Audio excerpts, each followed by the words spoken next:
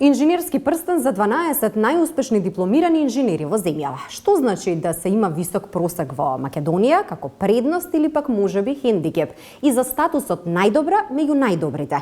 Вечерва во Трилинг разговарам со Милена Трајановска, првенецна генерација на Финки. Добро вечер, Милена, и добре дојдовте во Трилинг. Добро вечер, добро ве најдов. Честитки за наградата. Што е потребно за еден млад човек во земјава да постигне висок просек на факултет покрај оној труд кој што е неизбежен? Веројатно треба и некоја добра организација на времето за учење, така?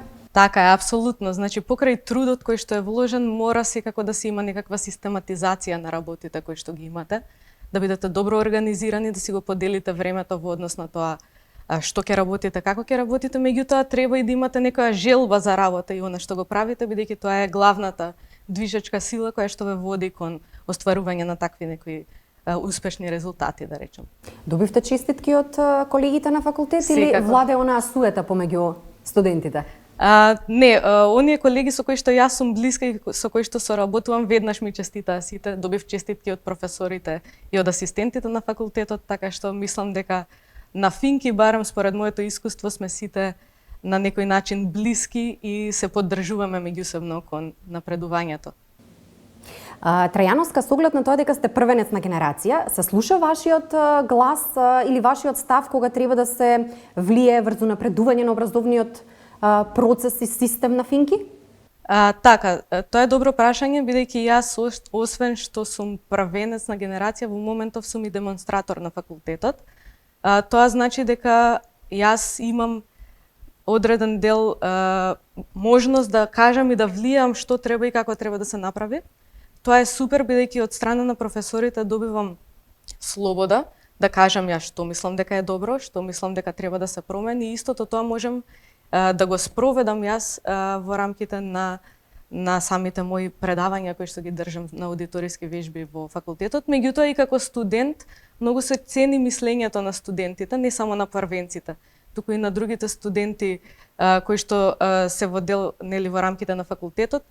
Трајановска, споминавте дека сте демонстратор на Финки, во моментов сте и на постдипломските студии, значи директно сте инволвирани во самиот образовен процес. Кои се најголемите аномалии присутни периодов? За Финки конкретно, она што можеби недостасува е малку поголем ангажман и од страна на студентите и од страна на професорите, бидејќи образовниот процес како што ние како студенти го гледаме моментално, од моје искуство е тоа дека се гледа да се заврши само тоа што ни е дадено како работа, да не биде многу од студентите се обидуваат само да направат тоа што им е побарано. И тука настанува еден проблем, бидејќи ние треба да се водиме кон тоа да напредуваме и лично и професионално и да бараме за она што не интересира, да добиваме информации. Меѓутоа, во тој дел ангажманот недостасува.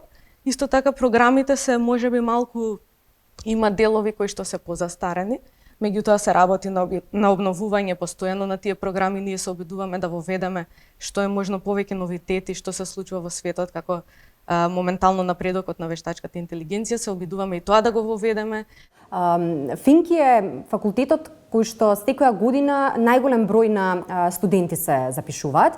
Меѓутоа, од друга страна, последниве неколку години се бележи еден тренд на завршување на курсеви по програмирање. Како се носите со ова конкуренција, ако може така да се нарече? Така, па како што кажавте, сепак Финки се уште е еден од факултетите каде што се запишуваат најмногу студенти.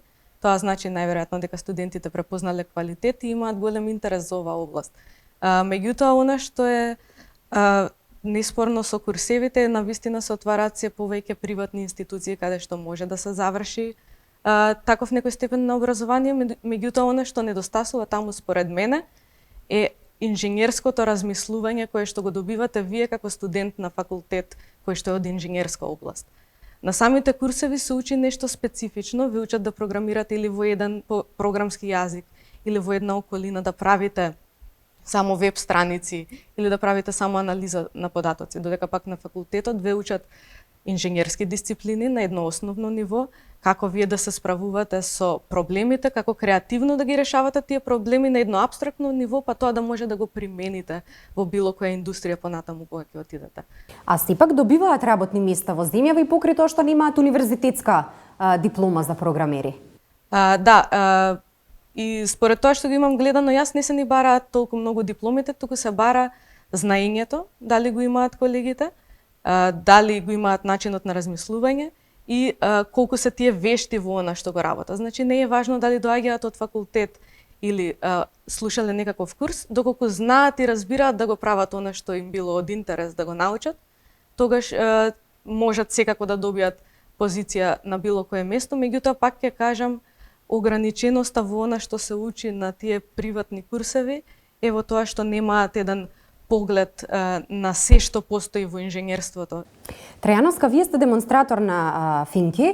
Во меѓувреме ја добивте наградата Инженерски прстен. Дали некој од компанииве ви понуди работа во последниот период? Така, значи јас работам веќе во IT индустријата речиси 2 години. Работам како инженер за машинско учење, кој што е област од вештачка интелигенција. После наградава, имам добиено некои понуди и од македонски и од странски компании, меѓутоа и претходно имав добивано одредени понуди.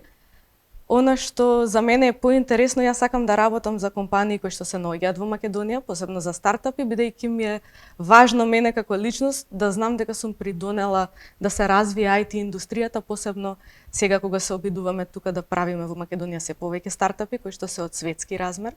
Па затоа јас тука повеќе се обидувам да се вклучам колку што можам и умеам.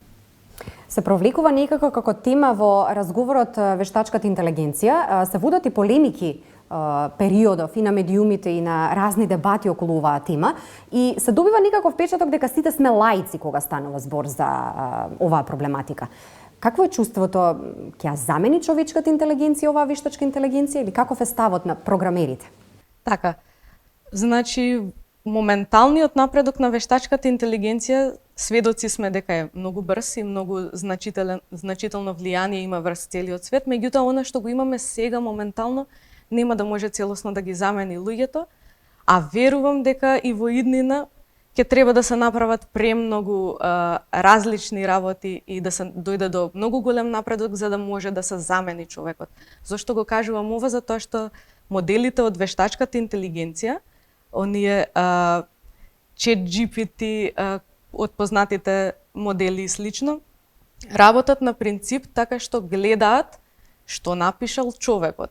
Земаат податоци од луѓе што пишувале одредени текстови, веб страници и слично, пробуваат да научат стилот на пишување и на изразување на луѓето и го реплицираат. Што значи тоа? Тоа значи дека не можат да измислат нешто ново, туку прават комбинација на нешто што е веќе постоешко. За разлика од тоа, луѓето постојано иновираат и измислуваат нови работи кои што не постоеле, секако тоа се базира на претходни искуства и на работи што постојат, но поведуваме и нови елементи што вештачката интелигенција во моментов не може да го направи. И како ќе се прави разлика помеѓу производ добиен врз база на човечка креативност и производ од вештачка интелигенција? Во зависност од тоа во која индустрија се наоѓаме, може да се разгледуваат различни работи. Овие модели на вештачка интелигенција генерално се општи модели.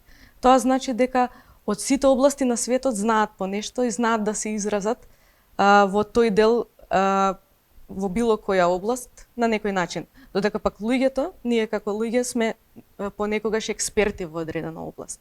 И сега не можете вие да очекувате од вештачката интелигенција да може да ви даде одговор како некој доктор или како некој инженер, не знам, во електротехниката и слично. А реална е дилемата која што постои кај јавноста дека може да ја пригуши човечката креативност?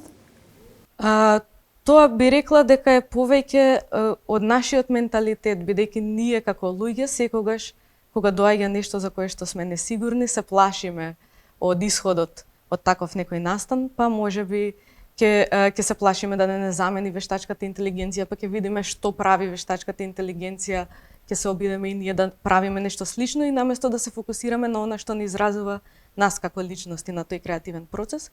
Од тука може тоа да делува на таков начин, меѓутоа ова е нешто слично како во минатото кога се појавиле калкулаторите, имало математичари кои што биле луѓе што знаеле да собираат, одземаат, множат и делат, се појавиле калкулаторите и денес ги имаме сите во нашиот джеп на нашите телефони, меѓутоа не сите се математичари, добри математичари. Загрозени ли се програмерите од вештачката интелигенција? Го споменавте стравот неколку пати во разговорот. Загрозени ли сте, ќе се намали бројот ли на ангажирани програмери? Се додека работите со луѓе, нема да се целосно да се оттргне професијата програмер, бидејќи програмерите не само што пишуваат код, тие комуницираат и со клиенти, се обидуваат да извлечат барања од клиентите за системите кои што треба да се направат. И сето тоа после треба убаво да го систематизираат и да ја кажат на вештачката интелигенција да им даде некаков код за да се направи нешто. Меѓутоа треба вие да знаете што точно треба да се направи за да го побарате тоа. Дури и самите модели не се совршени на вештачка интелигенција, сите тие прават одредени грешки додека го даваат оној излез од вашето барање за некаков код, па треба да знаете како да ги поправите и да ги промените истите. Така што, дали ќе се намали бројот на вработени, можеби нема, некои од професиите можеби ќе се променат малку во одредена насока, ќе треба да знаат програмерите да користат вакви алатки за да ја зголемат нивната ефикасност во работата и да бидат подобри и побрзо да даваат решение на проблеми, со што мислам дека индустријата ќе напредува многу побрзо. Трајановска, ви благодарам за вечерашното гостување во Трелинка. Ви благодарам за поканата уште еднаш.